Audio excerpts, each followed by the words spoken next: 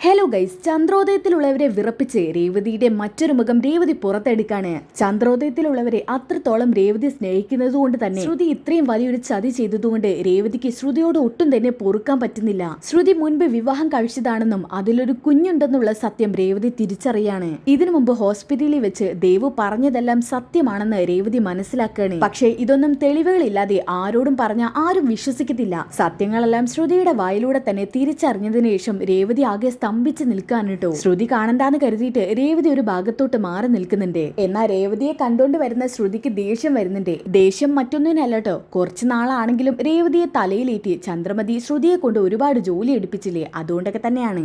അപ്പൊ തന്നെ ശ്രുതി നേരെ രേവതിയുടെ അടുത്ത് നിന്നിട്ട് രേവതിയെ ദേഷ്യം പിടിപ്പിക്കുന്ന രീതിയിൽ രേവതിയെ പരിഹസിച്ച് സംസാരിക്കുന്നുണ്ട്. എന്നാൽ ഇതുവരെ എല്ലാം കേട്ടു നിന്ന് രേവതിക്ക് അത് മാത്രം സഹിക്കാൻ പറ്റുന്നില്ല കേട്ടോ. അത് മറ്റൊന്നും കൊണ്ടല്ല, എന്തായാലും ശ്രുതി ചെയ്ത അത്രയും വലിയൊരു തെറ്റ് ഒരു പെണ്ണും തന്നെ സ്നേഹിക്കുകയും വിശ്വസിക്കുകയും ചെയ്യുന്ന ഭർത്താവിനോട് ചെയ്യത്തില്ല. ഇത്രയും വലിയ തെറ്റ് ചെയ്ത് ഈ കള്ളിയെ പിന്നെ ഞാൻ എന്തിനു പേടിക്കണം എന്ന് രേവതി ഇങ്ങനെ മനസ്സിൽ കരുതുകയാണ്. പിന്നെ രേവതിയുടെ മാസായിട്ടുള്ള പ്രതികരണം കേട്ടോ ശ്രുതിയുടെ വായിൽ നിന്ന് വരുന്നത് അതിര് വിട്ടപ്പോ ശ്രുതിയെ പിടിച്ചൊന്ന് തള്ളുന്നുണ്ട് രേവതി. ആ തള്ളല് ശ്രുതി പോയി ഒരു ഭാഗത്ത് വീഴുന്നുണ്ടോ. വീഴുക മാത്രമല്ല കേട്ടോ, ശ്രുതി വീണപ്പോ തന്നെ ശ്രുതിയുടെ കൈ ഒരു ഭാഗത്ത് ഇടിച്ചിട്ട് ചെറുതായിട്ട് ചോര വരുന്നുണ്ട്. ഇതൊക്കെ കൂടി അറിഞ്ഞപ്പോ ചന്ദ്രമതിക്ക് ഹാലിളകാണ്. പിന്നെ അവിടെ എന്തായിരിക്കും ഉണ്ടായിരിക്കുക, ചന്ദ്രമതി രേവതിയെ ഇട്ട് പൂരിക്കുന്നുണ്ട് കേട്ടോ. പക്ഷേ രേവതി ആണെന്നുണ്ടെങ്കിൽ ഒരു പൊടിക്ക് വിട്ടുകൊടുക്കുന്നില്ല. ഇന്ന് വരെ രേവതി പ്രതികരിച്ചതിനേക്കാളും ഡബിൾ സ്ട്രോങ് ആയിട്ടാണ് കേട്ടോ അന്ന് രേവതി പ്രതികരിക്കുന്നത്. അത് കണ്ടിട്ട് ശരിക്കും ചന്ദ്രമതിയുടെ മുട്ടിടിക്കുകയാണ്. ചന്ദ്രമതി ഇതൊന്നും പറയേണ്ടിയില്ലായിരുന്നു എന്നായി പോയിട്ടോ. എല്ലാവരുടെയും മുന്നിൽ ചന്ദ്രമതി നാണം കെടാണ്. എന്നാൽ ഇതൊക്കെ കണ്ടോണ്ട് വരുന്ന സച്ചയ്ക്ക് ഇതൊന്നും വിശ്വസിക്കാൻ പറ്റുന്നില്ല കേട്ടോ.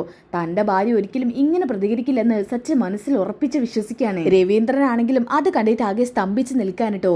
എന്തായാലും ഈ ഒരു കിടിലൻ എപ്പിസോഡിലോട്ട് നമുക്ക് കിടക്കാം.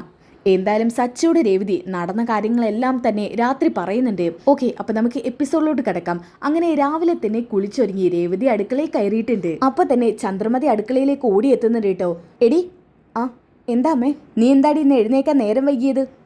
അത് പിന്നെ ഇന്നലെ നല്ല ക്ഷീണം ഉണ്ടായിരുന്നു. ഓ, നിന്റെ ക്ഷീണം എനിക്ക് മനസ്സിലായി. കുറച്ച് ദിവസം ഞാൻ ആ ശ്രുതിയെ കൊണ്ട് ജോലിയൊക്കെ ചെയ്യിപ്പിച്ചപ്പോൾ നീ അങ്ങ് മടി പിടിച്ചു പോയി അല്ലേടി?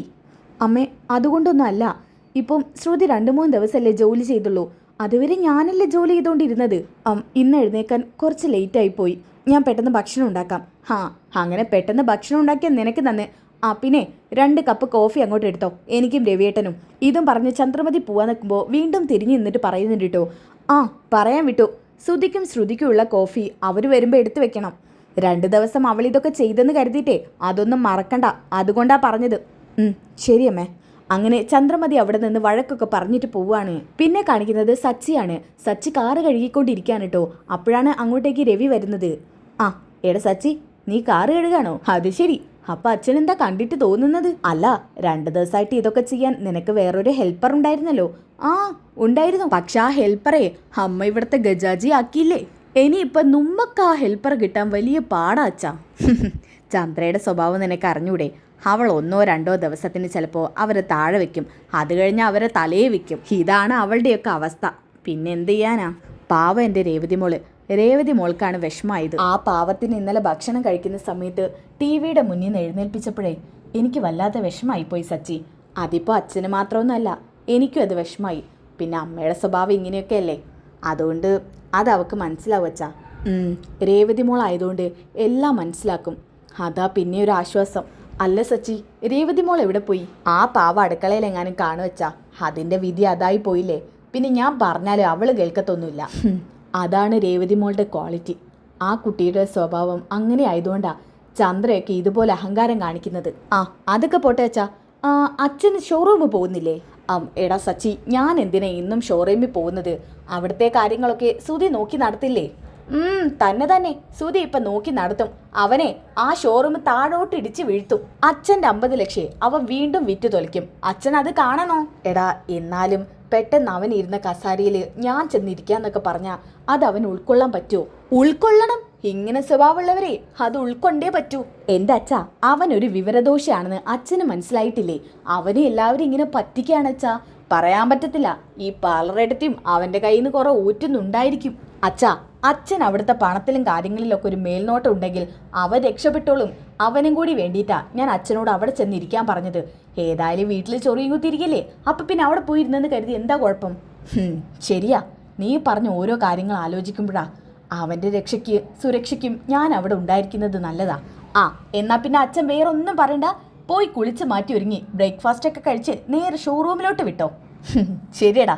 ആ നീ ഓട്ടത്തിനൊന്നും പോകുന്നില്ലേ? ആ ദേ കാറ് കഴുകി ഞാനിപ്പോൾ ടപ്പേന്ന് പറഞ്ഞ പോലെ ഇറങ്ങും. അച്ഛന് വേണമെങ്കിൽ ഞാൻ ഷോറൂമിൽ ഡ്രോപ്പ് ചെയ്യാം. ഏയ് അതൊന്നും വേണ്ട, എനിക്കൊന്ന് അശോകനെ കാണാനുണ്ട്, അത് കഴിഞ്ഞിട്ടേ ഞാൻ ഷോറൂമിൽ പോകത്തുള്ളൂ. ആ ശരി അച്ഛാ. ഓക്കെ, ഇനി അതൊക്കെ കഴിഞ്ഞിട്ട് കാണിക്കുന്നത് ശ്രുതിയാണ്. ശ്രുതി കിച്ചണിലോട്ട് വരുന്നുണ്ട്. ഒരു മൂളിപ്പാട്ടൊക്കെ പാടിയിട്ടാണ് ശ്രുതി അടുക്കളയിലോട്ട് വരുന്നത്. ആ സമയത്ത് രേവതി ആണെങ്കിൽ അവിടെ തകർപ്പൻ പണിയിലാണ് കേട്ടോ. ഇത് കണ്ട പാടത്തിന് ശ്രുതിക്കൊന്ന് സന്തോഷാവുന്നുണ്ട്. ആഹാ, ഇത് കണ്ണിന് കുളിർമയുള്ള കാഴ്ചയാണല്ലോ. കുറച്ചുനാൾ അവൾ എന്നെ കഷ്ടപ്പെടുത്തി സുഖിച്ചു. ഇവളുടെ സുഖത്തിനൊന്നും അധികം ആയുസില്ലെന്ന് ഞാൻ നേരത്തെ പറഞ്ഞതാ. അപ്പം അവളുടെ അഹങ്കാരം എന്തായിരുന്നു? ഇവക്കിട്ടൊരു പണി കൊടുക്കണം, കൊടുത്തേ പറ്റൂ. കൊടുത്തില്ലെങ്കിൽ എൻ്റെ പേര് ശ്രുതി എന്നല്ല. അപ്പോഴാണ് കേട്ടോ രേവതി ശ്രുതിയെ കാണുന്നത്. ശ്രുതിയെ കണ്ടപാടെ തന്നെ രേവതി പറയുന്നുണ്ട്, ആ ശ്രുതി, നിനക്കും ശ്രുതിക്കുള്ള ബ്രേക്ക്ഫാസ്റ്റ് ആയിട്ടുണ്ട്. ഓ, ഞങ്ങളിന്ന് കുറച്ച് കഴിഞ്ഞിട്ടേ പോകുന്നുള്ളൂ. അതെന്തു പറ്റി? ഇന്ന് ഷോറൂമിൽ പോകുന്നില്ലേ? ആ, ഷോറൂമിൽ എന്നും കൃത്യസമയത്ത് പോവാറുണ്ട്. പക്ഷേ ഇപ്പോൾ വേറെയുള്ള ആളുകളല്ലേ ഷോറൂമിൻ്റെ ഓണർ, അവർ നേരത്തെ എത്തുന്നുണ്ടല്ലോ. അപ്പം പിന്നെ ശ്രുതിക്ക് പതുക്കെ പോയാൽ പോരെ? അങ്ങനെ പറഞ്ഞാൽ പറ്റില്ലല്ലോ ശ്രുതി. ശ്രുതി അവിടെ ജോലി ചെയ്യുന്ന ആളല്ലേ, അപ്പം കൃത്യസമയത്ത് തന്നെയാണ് ശ്രുതിക്ക് എത്തണ്ടേ? നീ എന്താ രേവതി പട്ടാളച്ചിട്ട് എടുക്കുന്നത് പോലെ? ശ്രുതിയുടെ അച്ഛനല്ലേ ഓണർ, അപ്പം പിന്നെ ശ്രുതിക്ക് ഇഷ്ടമുള്ള സമയത്ത് പൊയ്ക്കോളും. അതൊന്നും രേവതി അറിയേണ്ട ആവശ്യമില്ല. ഓ ശരി, എന്തായാലും ഞാൻ ബ്രേക്ക്ഫാസ്റ്റ് ഉണ്ടാക്കിയിട്ടുണ്ട്. ആ എന്താ രേവതി ബ്രേക്ക്ഫാസ്റ്റ്? പൂരി മസാലയാ? പൂരി മസാലയോ? അതെ. ശേ, പൂരി മസാല എനിക്ക് ഇഷ്ടമല്ല. ഇഷ്ടമല്ലെന്നോ? പൂരി മസാല ഉണ്ടാക്കുന്ന സമയത്തൊക്കെ ശ്രുതി കഴിക്കാറുണ്ടല്ലോ. കഴിക്കാറൊക്കെ ഉണ്ട്, പക്ഷെ ഇപ്പം എനിക്ക് കഴിക്കാൻ തോന്നുന്നില്ല. അതിന് നീ ഒരു കാര്യം ചെയ്യ് രേവതി, എനിക്ക് കുറച്ച് പുട്ടുണ്ടാക്കി താ. ശ്രുതി, ഇനി പുട്ടൊക്കെ ഉണ്ടാക്കണമെന്നുണ്ടെങ്കിൽ എനിക്ക് പൂ വിൽക്കാൻ പോവേണ്ടതുണ്ട്. രേവതി പ്ലീസ്, എനിക്ക് പൂരി മസാലയും വേണ്ട. ഒരു കുറ്റി പുട്ടുണ്ടാക്കി തരാനല്ലേ പറഞ്ഞത്? ശോ, അതെന്തായാലും നടക്കത്തില്ല. പൂ കൃത്യസമയത്തിന് കടകളിൽ എത്തിക്കണം. ഇപ്പം തന്നെ സമയം ഒരുപാട് ലേറ്റായി. രേവതി, എനിക്ക് വിശന്ന് വയറ് കാളിയിട്ട് വയ്യ. ദേ, നീ എനിക്ക് പുട്ടുണ്ടാക്കി തന്നില്ലെങ്കിൽ ഞാൻ ആൻറ്റിയെ വിളിക്കും. ഓഹോ, അപ്പം പ്രതികാരം വീട്ടുവാണല്ലേ? എന്ത് പ്രതികാരം? ഞാനെങ്ങനെ പ്രതികാരം വീട്ടുന്നല്ല. എനിക്ക് ഇപ്പം പുട്ട് കഴിക്കാൻ തോന്നുന്നു. പ്ലീസ് രേവതി, ഒരാളുടെ വിശപ്പടക്കാനല്ലേ കുറച്ച് പുട്ടുണ്ടാക്കി താ. പറ്റില്ല ശ്രുതി, നീ പൂരി മസാലയും കഴിക്കുന്നതാ. നിനക്കും നിന്റെ ഭർത്താവിനും അത് ഒരുപാട് ഇഷ്ടമാണല്ലോ. നിങ്ങളത് തൽക്കാലം ഇപ്പം കഴിക്കുക. ഞാൻ വേണമെങ്കിൽ വന്നിട്ട് സമയമുണ്ടെങ്കിൽ ഉണ്ടാക്കി തരാം. എനിക്കിപ്പോൾ പോയേ പറ്റൂ. അപ്പോഴാണ് ചന്ദ്രമതി അങ്ങോട്ട് വരുന്നത്. എന്താ ശ്രുതി ഇവിടെ ഒരു ബഹളം? അത് പിന്നെ ആൻറ്റി, രേവതി ഇന്ന് പൂരി മസാല ഉണ്ടാക്കിയത്. എനിക്കാണെങ്കിൽ പുട്ട് മതി. ഇന്നലെ ഞാൻ രേവതിയോട് അത് പറഞ്ഞതാ. ശ്രുതി, നീ ഇന്നലെ എന്നോട് അങ്ങനെ പറഞ്ഞോ? ആ, ഞാൻ പറഞ്ഞിരുന്നു. രേവതിക്ക് ചിലപ്പോൾ മറന്നുപോയതായിരിക്കും. അത് ശരി, അവൾ പുട്ടുമതിയെന്ന് പറഞ്ഞിട്ട് നീ പിന്നെ എന്തിനാ മനഃപൂർവ്വം പൂരി മസാല ഉണ്ടാക്കിയത്? എൻ്റെ അമ്മ, ശ്രുതി പറഞ്ഞിട്ടൊന്നുമില്ല. ദേ, ശ്രുതി കള്ളം പറയുക, പച്ചക്കള്ളം. ഡേ, ശ്രുതി അങ്ങനെ കള്ളമൊന്നും പറയത്തില്ല നിന്നെ പോലെ. കള്ളം പറയില്ലായിരുന്നു. 2 ദിവസം മുന്നേ വരെ കള്ളം പറയുന്നവള് ഇപ്പം കള്ളം പറയാത്തവളും. വായെടുക്കടി. കൂടുതൽ സംസാരിച്ചാലേ രേവതി എൻ്റെ തനി കോണ അറിയും. എന്താടി, 2 ദിവസം ശ്രുതി ഈ വീട്ടിലെ ജോലിയൊക്കെ ചെയ്തപ്പോഴത്തേക്കും നിന്റെ നാവ് അങ്ങ് പൊങ്ങിയോ? നീ ആകെ അങ്ങ് മടി പിടിച്ചല്ലോ. അതെ, അത് നിർത്തിയേക്ക്. അവക്കങ്ങ് സുഖം പിടിച്ചു പോയി. അല്ലേനും അതിന് എന്നെ പറഞ്ഞാൽ മതിയല്ലോ. ഇവള് ചെയ്യുന്ന എല്ലാ ജോലിയും അവളെ കൊണ്ട് ചെയ്യിപ്പിച്ചു, അവള് ചെയ്യുന്ന ജോലി ഇവളെയും കൊണ്ട് ചെയ്യിപ്പിച്ചു. അത് വേണ്ടിയില്ലായിരുന്നു. 2 എണ്ണത്തിന് ഒരുപോലെ കണ്ടാൽ മതിയായിരുന്നു. ശ്രുതി, നിനക്കിപ്പോൾ എന്താ വേണ്ടത്? എനിക്ക് പുട്ടും കടലക്കറിയും. കടലക്കറിയോ? കടലക്കറി എനിക്ക് വേണമെന്നില്ല, പക്ഷെ എനിക്ക് പുട്ടുണ്ടാക്കി തരണം. എങ്ങനെയാ ശ്രുതി, എനിക്ക് പൂ വിൽക്കാൻ പോവണ്ടേ? വേണ്ട, ശ്രുതിക്ക് വേണ്ടി പുട്ടുണ്ടാക്കി കൊടുത്തിട്ട് നീ എങ്ങോട്ട് വേണമെങ്കിലും പോയിക്കോ. പൂക്കാരി, പറഞ്ഞത് കേട്ടോ? ശ്രുതി, നീ അങ്ങോട്ട് വാ, അവൾ പുട്ടുണ്ടാക്കിക്കോളും, വാ. ഇതും പറഞ്ഞുകൊണ്ട് ശ്രുതിയെ കൂട്ടിക്കൊണ്ട് അവിടെ നിന്ന് പോവാണ് ചന്ദ്രമതി. അങ്ങനെ കുറച്ച് സമയത്തിന് ശേഷം സച്ചി കിച്ചണിലോട്ട് വരാൻ കേട്ടോ. അപ്പോഴും രേവതി അടുക്കളയിൽ പണി തന്നെയാണ്. ഇത് കണ്ടപ്പോൾ സച്ചി ചോദിക്കുന്നുണ്ട്, ഇതെന്താ രേവതി, നിനക്ക് പൂ വെക്കാൻ പോവാനില്ലേ? ആ സച്ചേട്ടാ, സച്ചേട്ടൻ വന്നത് നന്നായി. ദേ, ആ കടലക്കറി ഒന്ന് ഇളക്കി കൊടുത്തേ. കടലക്കറിയോ? ഇന്ന് പൂരി മസാല ഉണ്ടാക്കാന്ന് പറഞ്ഞിട്ട്? അതൊക്കെ ഞാൻ ഉണ്ടാക്കി സച്ചേട്ടാ. പിന്നെ എന്തിനാ രണ്ടാമതൊരു ഐറ്റം ഉണ്ടാക്കിയത്? അത് പിന്നെ കുറച്ച് മുമ്പ് ശ്രുതി വന്നിരുന്നു. അവൾ ചിലപ്പം എന്നോടുള്ള ദേഷ്യത്തിന് പറഞ്ഞതായിരിക്കും പുട്ടുണ്ടാക്കി തരാൻ. അവൾക്ക് പൂരി മസാലയും വേണ്ടാന്ന്. അമ്മയാണെന്നെങ്കിൽ അതിൻ്റെ കൂടെ പിടിച്ച് എന്നെ കൊണ്ട് പുട്ടുണ്ടാക്കിപ്പിക്കുക. ഓഹോ, അവൾ പറഞ്ഞപ്പോഴത്തേക്കും നീ റെഡിയായി അവൾക്ക് പുട്ടും കടലയും ഉണ്ടാക്കി കൊടുത്തല്ലേ? അവൾ പുട്ട് മാത്രമേ പറഞ്ഞുള്ളൂ, പിന്നെ മസാല പുട്ടിലേക്ക് ചേരില്ലല്ലോ. അതുകൊണ്ട് ഞാൻ കടലക്കറിയും കൂടി ഉണ്ടാക്കിയതാ. എൻ്റെ രേവതി, നിന്നോട് ഞാൻ എന്താ പറയേണ്ടത്? പറഞ്ഞാലേ കൂടിപ്പോവും. നിന്നോടൊന്നും സംസാരിച്ചിട്ട് കാര്യമില്ല. ഇങ്ങനെയുള്ളവർ തലയിൽ കയറാൻ വരുമ്പോഴേ അവർക്ക് വേണ്ട കൂട്ട് അപ്പം തന്നെ കൊടുക്കണം.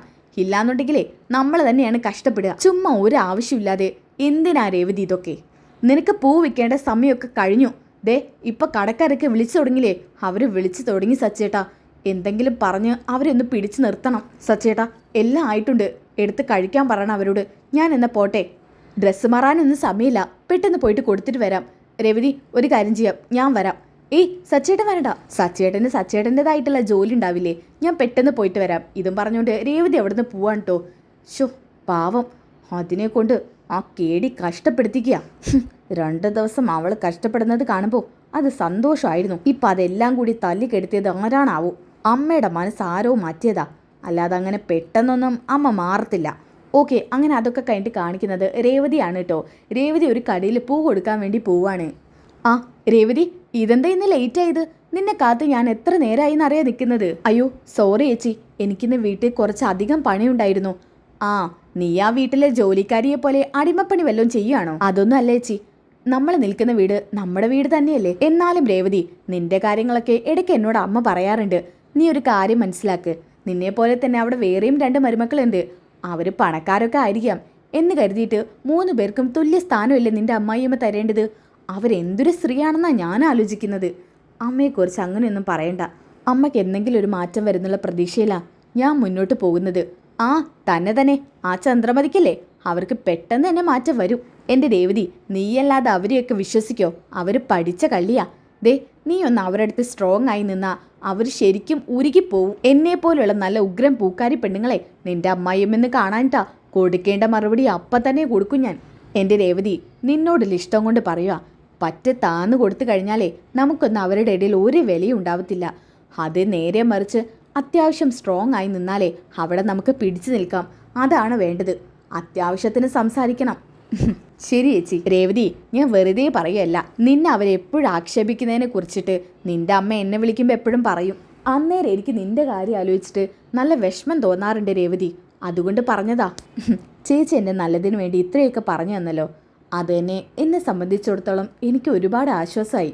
എന്നാൽ പിന്നെ ഞാൻ ഇറങ്ങട്ടെ ചേച്ചി. ശരി രേവതി, അപ്പം പിന്നെ ഞാൻ പറഞ്ഞ പോലെയൊക്കെ അതൊക്കെ ഞാൻ ഏറ്റു. ശരി. ഇങ്ങനെ പറഞ്ഞ് രേവതി അവിടെ നിന്ന് പോവാണ്. അങ്ങനെ രേവതിയുടെ പൂ കൊടുക്കുന്ന എല്ലാ ജോലിയും കഴിഞ്ഞ് രേവതി നേരെ വീട്ടിലോട്ട് എത്താണ്. വീട്ടിലോട്ട് എത്തിയ പാടത്തിന്റെ കയറി ചെല്ലാണ് കേട്ടോ ഹാളിലോട്ട്. കയറി ചെല്ലുമ്പോൾ ടേബിളിൽ എല്ലാവരും കഴിച്ച പാത്രങ്ങളൊക്കെ അവിടെ തന്നെ ഇരിക്കുകയാണ്. ഇത് കണ്ടപ്പോൾ രേവതിക്ക് വിഷമാവാണ് കേട്ടോ. ഷോ, ഇതൊക്കെ ഇവിടെ ഇങ്ങനെ ഇരിക്കുകയാണോ? ഇവർക്ക് ഈ പാത്രമെങ്കിലും ഒന്നെടുത്ത് അടുക്കളയിൽ കൊണ്ടുവച്ചൂടെ?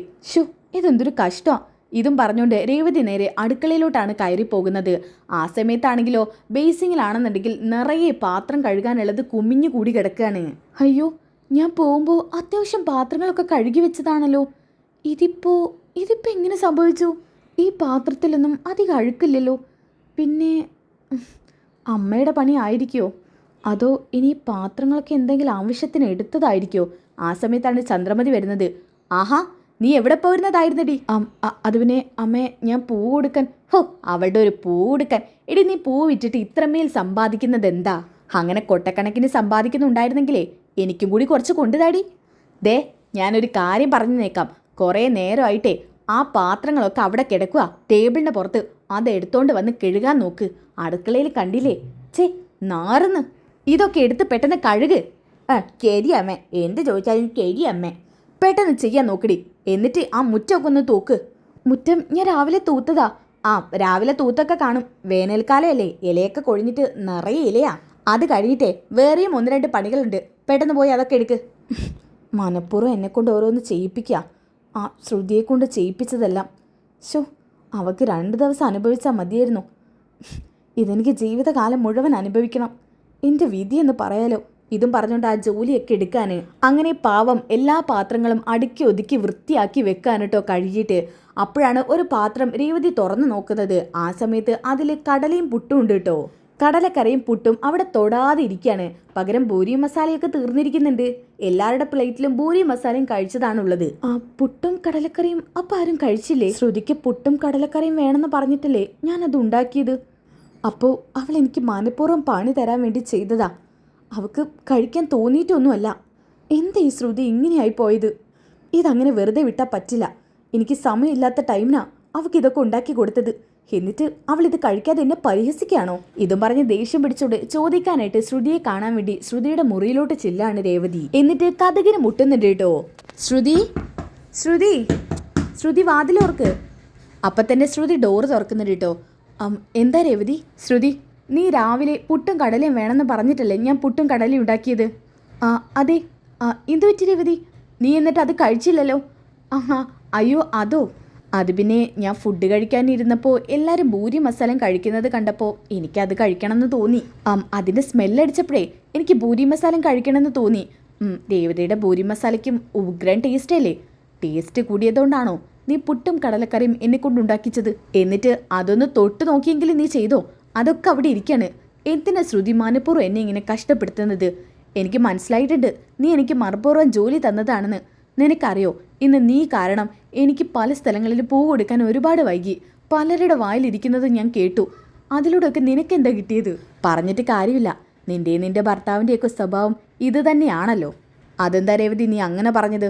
ഞങ്ങളെന്താ എപ്പോഴും നിന്നോട് അങ്ങനെ ചെയ്യാറുണ്ടോ? അങ്ങനെ ചെയ്തില്ലെങ്കിൽ അത്ഭുതമുള്ളൂ. ദേ ശ്രുതി, ഇനി ഇതുപോലെ മേലിൽ എനിക്ക് പണി തരാൻ വേണ്ടി ഓരോന്ന് ചെയ്തു വെക്കരുത്. അവനവന് വേണ്ടത് കഴിക്കുക. മറ്റുള്ളവരെ കൊണ്ട് ആഹാരം ഉണ്ടാക്കിപ്പിച്ചിട്ട് അത് വേസ്റ്റ് ആക്കരുത്. ഒരു നേരം ആഹാരത്തിന് പോലും വകയില്ലാത്ത ഇഷ്ടം പോലെ പേര് നമുക്ക് ചുറ്റുമുണ്ട്. അതൊന്നും പറഞ്ഞാൽ നിങ്ങൾക്ക് മനസ്സിലാവില്ല. നിങ്ങളൊക്കെ വലിയ പണക്കാരല്ലേ? രേവതി, എനിക്കപ്പോൾ കഴിക്കാൻ തോന്നി, പിന്നീട് കഴിക്കാൻ തോന്നിയില്ല, അത്രയേ ഉള്ളൂ. അല്ലാതെ ഞാൻ വേസ്റ്റ് ആക്കിയതൊന്നല്ല. നീ ഇങ്ങനെ അതേക്കുറിച്ച് കൂടുതൽ പറയണ്ട. ഞാൻ പറയുന്നില്ല, പറയാതിരുന്നാൽ പോരെ? ശരി, നീ എന്താന്ന് വെച്ച് ചെയ്തോ. ഇതും പറഞ്ഞുകൊണ്ട് രേവതി അവിടുന്ന് പോവാണ്. ആ സമയത്ത് തന്നെ ശ്രുതിയാണെങ്കിൽ ഡോറടിക്കുന്നുണ്ട്. അവൾക്ക് കൊടുത്ത പണിയെ അവൾക്ക് ഇഷ്ടപ്പെട്ടില്ല. അവൾ കാണാൻ വേണ്ടി തന്നെയാ ഞാൻ ആ പുട്ടും കടലക്കറിയും തൊടാതെ അവിടെ വെച്ചത്. അവൾ തന്നെ അതെടുത്ത് കയറ്റിക്കോട്ടെ. അത് മാത്രമല്ല, അവൾക്ക് ഇഷ്ടം പോലെ പാത്രം കൂടി കഴുകാനാക്കി കൊടുത്തപ്പോൾ എന്തെന്നില്ലാത്തൊരാശ്വാസം. കുറച്ച് നാളെ ഞാൻ എൻ്റെ നടുവൊടിഞ്ഞ രീതിയിലാണ് പണിയെടുത്തത്. 2 ദിവസം ടി വിയും കണ്ട് ഫുഡും കഴിച്ച് സുഖിക്കുകയായിരുന്നു അവൾ. ഇനി അവളെ ശരിക്കും ഒന്ന് സുഖിക്കട്ടെ. പാവം. അങ്ങനെ പിന്നെ രേവതിയാണ് കാണിക്കുന്നത്. രേവതി നേരെ ശ്രുതിയുടെ മുറിയിൽ നിന്ന് ഇറങ്ങിയിട്ട് താഴോട്ട് ഇറങ്ങാൻ നിൽക്കുന്ന സമയത്ത് രേവതിക്ക് ഒരു കാര്യം കൂടി ഓർമ്മ വരികയാണ്. വരുന്ന വഴിക്ക് തന്നെ ആ ഡ്രസ്സിങ് എടുത്തോണ്ട് വന്നാൽ മതി. അതൊന്നും അവർ ചെയ്യത്തില്ലല്ലോ. ഇനിയിപ്പോൾ അത് ഞാൻ തന്നെ പോയി വാങ്ങിക്കേണ്ടി വരും. ഇതും പറഞ്ഞ് രേവതി അലക്കാൻ വേണ്ടി ശ്രുതിയുടെ മുഷിഞ്ഞ വസ്ത്രങ്ങൾ എടുക്കാൻ മുറിക്കകത്തോട്ട് പോവാണ്. അങ്ങനെ ഡോറിൻ്റെ അടുത്തെത്തിയിട്ടോ. ആ സമയത്ത് രേവതി ഡോറിന് മുട്ടാൻ നിൽക്കുന്ന സമയത്താണ് ശ്രുതി കരഞ്ഞുകൊണ്ട് സംസാരിക്കുന്നത് രേവതിയുടെ ശ്രദ്ധയിൽ പെടുന്നത്. അമ്മ എന്താ എന്നെ മനസ്സിലാക്കാത്തത്? ഇത് കേട്ടപ്പോൾ തന്നെ ഒന്ന് സ്തംഭിച്ച് നിന്ന് പോവാണ് കേട്ടോ രേവതി. അമ്മയെന്നുള്ള വിളി കേട്ടിട്ട്. അമ്മയോ?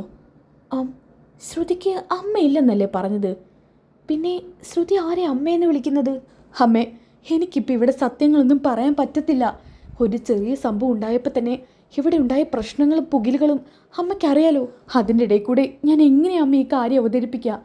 ശ്രുതിയോട് പറയാന്ന് വെച്ചാൽ ശ്രുതിയാണെങ്കിൽ അമ്മ പറഞ്ഞതല്ലാതെ ഒന്നും ചെയ്യത്തില്ല. ഈ ശ്രുതി എന്ത് കാര്യം പറയുന്നത്? ആരോടെ ഈ സംസാരിക്കുന്നത്? അമ്മയില്ലാത്ത ശ്രുതി അമ്മയെന്ന് ആരായിരിക്കും വിളിക്കുന്നത്? ഇതിലെന്തോ ചതിയുണ്ടല്ലോ. അതായത് ശ്രുതിക്ക് പെട്ടെന്ന് തന്നെ അമ്മയുടെ ഫോൺ കോൾ വന്നതാണ് കേട്ടോ. ആ ഭാഗം അവിടെ കാണിച്ചിരുന്നു, ഞാൻ പറയാൻ വിട്ടുപോയതാണ്. അങ്ങനെ ശ്രുതിയുടെ അമ്മ പറയുന്നുണ്ട് കേട്ടോ, മോളെ നീ പെട്ടെന്ന് തന്നെ ആദ്യയുടെ കാര്യത്തിൽ ഒരു തീരുമാനം എടുക്ക്. ഇല്ലെങ്കിൽ ഇവൻ ആരും ഇല്ലാതായി പോവും. നീ പിന്നെ ഇവന് വല്ല ഓർഫനേജിലോ കൊണ്ടിടേണ്ടി വരും. അവൻ അമ്മയുണ്ടായിട്ടും അങ്ങനെ കഴിയേണ്ടി വരുന്ന അവസ്ഥയെക്കുറിച്ച് നീ ഒന്ന് ആലോചിച്ച് നോക്ക് ശ്രുതി. അമ്മേ, അവൻ എൻ്റെ മകനാ. ഞാൻ നൊന്ത് പ്രസവിച്ച മോനാ. അവർ ഞാൻ ഓർഫനേജിലാക്കുമെന്ന് അമ്മയ്ക്ക് തോന്നുന്നുണ്ടോ? ഞാൻ എൻ്റെ കൈവെള്ളയിൽ ചേർത്ത് നിർത്തും. എൻ്റെയും സുധയുടെയും മകനായിട്ട് അവൻ ഞങ്ങളുടെ കൂടെ തന്നെ വളരും അമ്മേ. അമ്മ അതാലോചിച്ച് വിഷമിക്കാതെ. ഇത് കേട്ടിട്ടാണെങ്കിൽ രേവതി ആകെ ഞെട്ടി വിറയ്ക്കാണ് കേട്ടോ. അയ്യോ, ശ്രുതി ആരുടെ കാര്യമാണ് പറഞ്ഞത്? അപ്പോൾ ശ്രുതി ആദ്യം ഒന്ന് പ്രസവിച്ചതാണോ? അപ്പോൾ ശ്രുതിയുടെ വിവാഹം മുൻപ് കഴിഞ്ഞിട്ടുണ്ട്. അന്ന് ദേവ് ഹോസ്പിറ്റലിൽ വെച്ച് പറഞ്ഞതൊക്കെ സത്യമാണ്. അപ്പോൾ അഭൂഷനായത് സച്ചേട്ടൻ്റെ ചേട്ടൻ്റെ കുഞ്ഞല്ല. ഇവള് സച്ചേട്ടൻ്റെ ഏട്ടൻ്റെ വിവാഹം കഴിക്കുന്നതിന് മുമ്പ് മറ്റാരോ വിവാഹം കഴിച്ചിട്ടുണ്ട്. അതിലൊരു കുഞ്ഞുണ്ടായിട്ടുണ്ട്. ആ കുഞ്ഞിനെക്കുറിച്ചല്ലേ ഇവളിപ്പോൾ സംസാരിച്ചത്. ഇവക്ക് അമ്മയുണ്ട്. പഠിച്ച കള്ളി തന്നെയാ ശ്രുതി. എന്തൊരു മനസ്സാണ് ഇവളുടേത്. ഇവക്ക് എങ്ങനെ ഇതിനൊക്കെ പറ്റുന്നത്? അമ്മേ, എന്നാൽ പിന്നെ ഞാൻ ഫോൺ വെക്കട്ടെ. ഇനി ഞാൻ പറയുന്നതൊക്കെ ആരെങ്കിലും കേട്ടോണ്ട് വന്നാൽ അതെനിക്ക് വലിയ പ്രശ്നമാവും. ശരി അമ്മേ, ഇതും പറഞ്ഞുകൊണ്ട് ശ്രുതി ഫോൺ കട്ട് ചെയ്യുന്നുണ്ട് കേട്ടോ. ആ സമയത്ത് തന്നെ രേവതി ഒരു ഭാഗത്തോട്ട് മാറി നിൽക്കുകയാണ്. അങ്ങനെ ശ്രുതി ഡോർ തുറന്ന് ആരെങ്കിലും അവിടെ ഉണ്ടോ എന്ന് നോക്കുകയാണ് കേട്ടോ. അങ്ങനെ ആരെയും കാണാനില്ല. അപ്പോൾ ഡോർ അടിച്ചുകൊണ്ട് പുറത്തോട്ട് ഇറങ്ങി നടക്കുകയാണ് ശ്രുതി. അപ്പോഴാണ് ഒരു സൈഡിൽ രേവതിയെ കാണുന്നത്. രേവതി ഇവിടെ നിൽക്കുവാണോ? രേവതി ആണെങ്കിൽ മറുപടി ഒന്നും പറയാതെ ശ്രുതിയെ തന്നെ നോക്കി നിൽക്കുകയാണ് കേട്ടോ. രേവതി രേവതി എന്താ? അല്ല, നീ എന്താ ഇങ്ങനെ നിൽക്കുന്നത്? പന്തം കണ്ട പെരിച്ചായിയെ പോലെ. നിനക്ക് അടുക്കളയിൽ വേറെ ജോലിയൊന്നും ഇല്ലേ മോളെ? അടുക്കളയിൽ എന്തെങ്കിലും ജോലി ഉണ്ടെങ്കിലേ അത് ഞാൻ ചെയ്തോളാം. നീ എന്നെ കൊണ്ട് ചെയ്യിപ്പിക്കണ്ട. ഞാൻ ചെയ്യിപ്പിക്കുന്നില്ല, പക്ഷെ ആൻറ്റി ചെയ്യിപ്പിക്കാതിരിക്കില്ലല്ലോ. പോയി നിന്റെ പണി നോക്കാൻ നോക്ക്. കുറച്ച് ദിവസം വല്ലാണ്ടങ്ങ് സുഖിച്ചു അല്ലേ ഞാൻ ജോലിയൊക്കെ എടുത്തപ്പോൾ? എന്നാലേ ആ സന്തോഷം അധികകാലം നീണ്ടു നിന്നില്ലല്ലേ? അതിന് വലിയ ആയുസ്സില്ലെന്ന് ഞാൻ നേരത്തെ തന്നെ പറഞ്ഞതല്ലേ? അപ്പം നീ വലിയ പവർ കാണിച്ചു. ഇപ്പം എങ്ങനെയുണ്ട്? ഇതാണ് ആനയും മണ്ണാനും തമ്മിലുള്ള വ്യത്യാസം. ശ്രുതി, മതി, നിർത്ത്. അയ്യോ, നിർത്താനായിട്ടില്ല. രേവതി, നില മറന്ന് ഒന്നും ആഗ്രഹിക്കരുത്. ഇങ്ങനെ കൂടുതൽ ആഗ്രഹിച്ചതുകൊണ്ടാ പെട്ടെന്ന് അതൊന്നും വിശ്വസിക്കാൻ പറ്റാത്തത്. ഇപ്പം എന്തായി? എന്നെക്കാൾ കൂടുതൽ ജോലി നിനക്ക് പാൻറ്റി തന്നോണ്ടിരിക്കുക. എനിക്ക് 1-2 ദിവസത്തെ കാര്യം ഉള്ളായിരുന്നു. പക്ഷെ ഇപ്പോൾ രേവതിയുടെ കാര്യം അതല്ലല്ലോ. രേവതിക്ക് ജീവിതകാലം മുഴുവനും ഇതാണ് അവസ്ഥ. ഇതൊന്നും പറഞ്ഞാൽ നിനക്ക് മനസ്സിലാവത്തില്ല. നിന്റെ വീട്ടുകാരും പണക്കാരായിരുന്നെങ്കിൽ ഇതൊന്നും നിനക്ക് അനുഭവിക്കേണ്ടിയിരുന്നില്ല. ശ്രുതി, നീ കൂടുതലൊന്നും ആഗ്രഹിക്കേണ്ട. നിനക്കും അധികം ഇങ്ങനെ സന്തോഷത്തിന് ആയുസില്ലെന്ന് കൂട്ടിക്കോ. പിന്നെ നീ അല്ലടി എൻ്റെ സന്തോഷത്തിൻ്റെ ആയുസ് നിശ്ചയിക്കുന്നത്. എൻ്റെ സന്തോഷമൊക്കെ തല്ലിക്കെടുത്താനേ 1-2 ദിവസം പറ്റും. പക്ഷെ നിന്റെ സന്തോഷം എന്നും ഇതുപോലെയൊക്കെ തന്നെയാണ്. നിന്റെ അനിയന് ഒരു മോഷ്ടാവല്ലേ? അവൻ മോഷ്ടിച്ച് കിട്ടുന്നതുകൊണ്ടാ നിങ്ങളുടെ കുടുംബം എങ്ങനെയെങ്കിലും കഴിയുന്നത്. ദേ ശ്രുതി, അനാവശ്യം പറയരുത്. എൻ്റെ അനിയൻ ഇപ്പം മോഷ്ടിക്കുന്നൊന്നുമില്ല. അവനിപ്പം നല്ല രീതിയിൽ ജോലി ചെയ്യുന്നുണ്ട്, പഠിക്കുന്നുണ്ട്. പിന്നെ ഒരു മോഷ്ടാവിന് പഠിക്കാനും ജോലി ചെയ്യാനൊന്നും കഴിയില്ല രേവതി. അവൻ എന്നും മോഷ്ടാവ് തന്നെയായിരിക്കും. ആരീ പറയുന്നത്?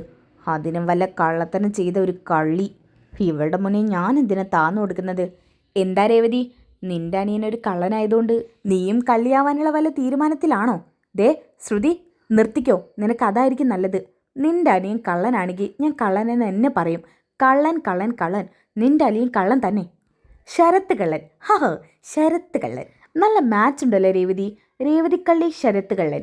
ഇത് കേട്ടപ്പോൾ തന്നെ രേവതിക്ക് ദേഷ്യം വരാൻ കേട്ടോ. രേവതി ശ്രുതിയെ പിടിച്ചൊരു ഭാഗത്തോട്ട് തള്ളുന്നുണ്ട്. അയ്യോ ഹിടി രേവതി, നീ എന്നെ പിടിച്ച് തള്ളിയില്ലേ? നിന്നെ തള്ളയല്ലേ ഞാൻ ചെയ്യാം, കഴുത്ത് പിടിച്ച് കൊല്ലും. ഇനി എന്നെ എൻ്റെ അനിയനെ ചേർത്ത് എന്തെങ്കിലും പറഞ്ഞാലുണ്ടല്ലോ, അവൻ ആൻ്റണിയുടെ കൂടെ കൂടി ഒരു തെറ്റ് പറ്റിപ്പോയി എന്നും കരുതി നീ എൻ്റെ അനിയനെ കള്ളനെന്ന് വിളിച്ചാലുണ്ടല്ലോ, വെച്ചേക്കില്ല ഞാൻ നിന്നെ. എന്നാൽ ശ്രുതി വീണ ശബ്ദം കേട്ടിട്ട് ചന്ദ്രമതി അങ്ങോട്ട് ഓടി എത്തുന്നുണ്ട് കേട്ടോ. ആ സമയത്ത് ശ്രുതി ഒരു ഭാഗത്ത് വീണ് കിടക്കുന്നതാണ് കാണിക്കുന്നത്. അയ്യോ ആൻറ്റി, ഇവൾ ചെയ്തത് കണ്ട് ആൻറ്റി. അയ്യോ, എൻ്റെ കൈ പൊട്ടി ചോര വന്നിരിക്കുന്നു. മോളെ എന്തു പറ്റി? നിന്നെ ആരാ എന്താ ചെയ്തത്? ഇവളെന്തെങ്കിലും ചെയ്തോ? രേവതി എന്നെ പിടിച്ച് തള്ളി ആൻറ്റി. ഞാൻ തള്ളും, ഇനിയും ഇവളെ തള്ളും. പറയാൻ പാടില്ലാത്തത് പറഞ്ഞ തള്ളയല്ലേ ചെയ്യാ. ഞാൻ കൊല്ലും വേണമെങ്കിൽ ഇവളെ. നീ എന്താ രേവതി പറഞ്ഞത്? എന്താ നിങ്ങൾ ഞാൻ പറഞ്ഞത് കേട്ടില്ലേ? ഇവളെ തള്ളയല്ലേ ചെയ്യാ, കൊല്ലുമെന്ന്. കഴുത്ത് നെരിച്ച് കൊല്ലും. എന്താ നിങ്ങൾക്ക് കാണാനോ? വേണമെങ്കിൽ പറഞ്ഞു, അതും വേണമെങ്കിൽ ചെയ്യാം. നിങ്ങൾ ഒറ്റ ഒരുത്തിയാ ഇവക്കിങ്ങനെ വളം വെച്ച് കൊടുക്കുന്നത്. നിങ്ങൾക്ക് വേറെ പണിയൊന്നുമില്ലേ? രേവതി, നീ ആരോടെ സംസാരിക്കുന്നതെന്നറിയോ? എനിക്കത് നല്ല ബോധ്യമുണ്ട്. നിങ്ങൾക്കും ഇവക്കും ബോധ്യം കാണില്ല, പക്ഷെ എനിക്ക് ബോധമുണ്ട്. ദേ ഒരു കാര്യം ഞാൻ പറഞ്ഞേക്കാം. ഇനി എൻ്റെ കാര്യത്തിൽ എങ്ങാനും നിങ്ങളും ഇവളെ ഇടപെടാൻ വന്നാൽ പിന്നെ ഞാൻ എന്താ പറയുന്നത് എനിക്ക് പോലും അറിയത്തുണ്ടാവില്ല. രേവതി, നിന്റെ ദേഹത്തെന്താ ബാധ കയറിയോ? കയറി. എന്താ? ഞാൻ ആ ബാധയെ പുറത്തോട്ട് എടുക്കണോ? നിങ്ങളുടെ ദേഹത്തോട്ട് അഴിച്ചു വിടണോ? അയ്യോ, എൻ്റെ ദേഹത്തോട്ട് എന്തിനാ അഴിച്ചു വിടുന്നേ? ദേ ശ്രുതി വെറുതെ ഇരിക്കുക. ശ്രുതിയുടെ ദേഹത്തോട്ട് പൊയ്ക്കോ. ആൻറ്റി എന്താ ഇങ്ങനെ പറയുന്നേ? എടി ശ്രുതി, ഇവക്കിത് എന്താ പറ്റിയത്? ഒന്നും അറിയില്ല. ഇത്രയും നേരം മര്യാദയ്ക്ക് സംസാരിച്ചതാ. ഇപ്പം എന്ത് പറ്റിയോ ആവോ? രേവതി, ഞാൻ നിൻ്റെ അമ്മായിയമ്മയാ. ആണോ? ഞാൻ അറിഞ്ഞില്ല അമ്മായിയമ്മയാണെന്ന്. ഇപ്പം മനസ്സിലായി. എന്തായാലും അമ്മായിയമ്മയാണെങ്കിലും ഇനി അതിന് വലിയ കൊമ്പത്തുള്ള ആളാണെങ്കിലും എനിക്ക് ഇത്രേ പറയാനുള്ളൂ. കേട്ടല്ലോ? ഇവൾ ചെയ്യുന്ന സകല തോന്നിവാസങ്ങൾക്കും നിങ്ങൾ കൂട്ടിന്ന് കൊടുക്കും. എന്നിട്ട് അവൾ എൻ്റെ തലയിലോട്ട് കയറാൻ വരിക. ദേ ഒരു കാര്യം പറഞ്ഞേക്കാം, നിങ്ങൾ പറഞ്ഞ പോലെയൊന്നും എനിക്ക് നടക്കാൻ പറ്റില്ല. ആദ്യം എന്നെ നന്നാക്കുന്നേക്കാളും നല്ലത് ഇവളെ നിങ്ങൾ നന്നാക്കാൻ നോക്ക്. പഠിച്ച കല്ലിയേ ഇവള്. എടി രേവതി, നീ വെറുതെ ഇങ്ങനെ എല്ലാവരുടെ മുന്നിൽ നാടകം കളിക്കലേ. നിന്റെ ദേഹത്ത് ഒരു ചുക്കും കയറിയിട്ടില്ല. ചുമ്മാ നീ എന്നെ ഓരോന്ന് പറയുന്നോ? പറയും. നിനക്കും ഇവർക്കും കൂടി ചേർന്ന് എന്നെ എന്തും പറയാനാണോ? അങ്ങനെയാണെന്നുണ്ടെങ്കിൽ ഞാനത് പറയ തന്നെ ചെയ്യും. അപ്പോഴാണ്ട് വർഷയും ശ്രീകാന്ത് അങ്ങോട്ട് വരുന്നത്. ഇത് കേട്ടോണ്ട് തന്നെ രവി അങ്ങോട്ട് വരുന്നുണ്ട്. അപ്പോൾ വർഷ പറയുന്നുണ്ട്, എന്താ എന്താ ആൻറ്റി കുഴപ്പം? ശ്രീകാന്തേ, രേവതി ചേച്ചി. വർഷേ, കുറച്ച് നാളായി ഇവർക്ക് ഞാൻ കൊടുക്കണമെന്ന് കരുതിയിരിക്കുന്നു. ഇന്നേതായാലും അതൊക്കെ കൂടെ കൊടുത്തിട്ടുണ്ട്. ശ്രീകാന്തേ, കൈയിടിക്ക്. രേവതി ചേച്ചിക്ക് ഇപ്പോഴാണ് ബോധം വന്നത്. ഞാൻ എപ്പോഴും പറയാറുണ്ട്, രേവതി ചേച്ചിയോട് ആൻറ്റി ചെയ്യുന്നതൊക്കെ ആലോചിച്ച് നോക്കിക്കഴിഞ്ഞാൽ രേവതി ചേച്ചിയെ മുഖം നോക്കിയാതെ പ്രതികരിക്കണമെന്ന്. ഇപ്പോഴാണ് രേവതി ചേച്ചിക്ക് അതാണ് ശരിയെന്ന് തോന്നിയത്. ഓഹോ, അപ്പം നീയാണല്ലേടി ഇവക്ക് ആ വിദ്യയൊക്കെ പറഞ്ഞു കൊടുത്തത്. ദേ, എന്നെ എടി ബോഡിന്നൊന്നും വിളിക്കാൻ നിൽക്കണ്ട. എനിക്കൊരു പേരുണ്ട്, വർഷ. അത് വിളിച്ചാൽ മതി. ഷേ, ഇവക്കിതെന്താ പറ്റിയത്? ആ രവിയേട്ടാ, ദേ ഇവളൊക്കെ ഇവൾ എന്തൊക്കെയോ പറയുന്നു. എന്താ രേവതി മോളെ? അച്ഛൻ ഈ കാര്യത്തിൽ കയറി ഇടപെടണ്ട. ഇത് ഞാനും ഇവരും തമ്മിലുള്ള പ്രശ്നമാണ്. രവിയേട്ടാ, നിങ്ങളോടാ അവൾ ഈ പറയുന്നത്? പറയട്ടെ, നീയക്കം കൂടിയല്ലേ അവളുടെ മനസ്സിങ്ങനെ മാറ്റിയെടുത്തത്. രേവതി മോൾ ഒരിക്കലും ഇങ്ങനെ അല്ലായിരുന്നു. ദേ നോക്കിയേ, നമ്മളോടാണ് കേട്ടോ ഇവക്ക് ദേഷ്യം. ശ്രുതി, ഇനി ഇവളുടെ ദേഹത്ത് വല്ലതും കയറി കാണുമോ? എനിക്കൊന്നും അറിഞ്ഞൂടാ ആൻറ്റി. എടി ശ്രുതി, നിനക്ക് കുറേ രഹസ്യങ്ങൾ മറച്ചു വെക്കാനുണ്ടെന്ന് എനിക്കറിയാം. ആ രഹസ്യങ്ങൾ എന്താണെന്ന് മുഴുവനും എനിക്ക് നന്നായിട്ട് അറിയാം. രഹസ്യങ്ങളോ? അതെടി, രഹസ്യങ്ങൾ തന്നെ. അതൊന്നും എന്നെക്കൊണ്ട് ഇവിടെ വിളിച്ച് പറയിപ്പിക്കണ്ട. ശ്രുതിക്ക് രഹസ്യമോ? ഇവളിതെന്തൊക്കെയാ പറയുന്നത്? ആൻറ്റി, ഇത് വെറുതെ ഓരോ പിച്ചുമ്പയും വിളിച്ച് പറയാ രേവതി. പിച്ചുമ്പയും ഞാനല്ല പറയുന്നത്, നിന്റെ കെട്ടിയോനാ. അവനിങ്ങോട്ട് വരട്ടെ. ഒരു സുതി, ചുക്കിനും ചുണ്ണാമ്പിനും കൊള്ളാത്തവൻ, അമ്മയുടെ സാരത്തുമ്പി തൂങ്ങി നടക്കുന്നവൻ, ഭാര്യ ഒരു വിലയില്ലാത്തവൻ. ദേ രേവതി, എന്താടി നിനക്ക് പതിച്ച് കയറുന്നുണ്ടോ? എന്നാ പിന്നെ ഞാനത് കുറച്ച് കൂട്ടിത്തരാം. സകല കള്ളത്തരങ്ങളുടെ ഉറവിടം അത് നിന്റെ ഭർത്താവ് തന്നെയാ. നീയും ഏകദേശം അതുപോലെ തന്നെ. നീയും നിന്റെ ഭർത്താവും നല്ല ഉഗ്രൻ കേടികളാ. നീയാണെങ്കിൽ സർപ്പത്തേക്കാൾ വലിയ വിഷം ചീറ്റുന്ന പാമ്പും. ദേ, ഇനി രേവതിയോട് മോശമായ രീതിയിൽ സംസാരിക്കും വന്നാ മുഖം നോക്കാതെ ഞാൻ പ്രതികരിക്കും. നിങ്ങൾ ആരാണെന്നൊന്നും ഞാൻ നോക്കത്തില്ല. നിങ്ങളോട് കൂടിയാ പറഞ്ഞത് എന്ന് ചന്ദ്രയോട് പറയുന്നുണ്ട് കേട്ടോ. എന്നാൽ ഇത് കേട്ടിട്ട് സച്ചി ഒരു ഭാഗത്തു നിന്ന് ഞെട്ടിക്കാണ്. സച്ചി കയറി വരുന്നതേ ഉള്ളൂ. ഇങ്ങനെ രേവതി പറയുന്നത് കേട്ടിട്ട് സച്ചി ആകെ ഞെട്ടലോടെ നിൽക്കാണ്. രേവതി. അപ്പോൾ രവി അങ്ങോട്ട് വരുന്നുണ്ട്. എടാ രേവതിക്ക് ഇതെന്താ പറ്റിയത്? അറിയില്ല. എന്താച്ചാ പറ്റിയത്? ഇവിടുന്ന് പോകുന്നത് വരെ രേവതിക്ക് കുഴപ്പമൊന്നുമില്ലായിരുന്നല്ലോ. ഇത് രേവതി മോൾ മുന്നേ ഇറക്കേണ്ടതായിരുന്നു. അല്പം വൈകിപ്പോയെന്നാ എനിക്ക് തോന്നുന്നത്. ചന്ദ്രയ്ക്ക് എന്തായാലും വേഷത്തിന് കിട്ടിയിട്ടുണ്ട്. ആ ശ്രുതിയുടെ മുഖമൊക്കെ ഒന്ന് നോക്കിയേ. ഇന്നിനിപ്പോൾ ഇവിടെ എന്തെങ്കിലും ഒന്നും ഉണ്ടാവും. ഇതും പറഞ്ഞ് രവി അവിടുന്ന് പോവുകയാണ്.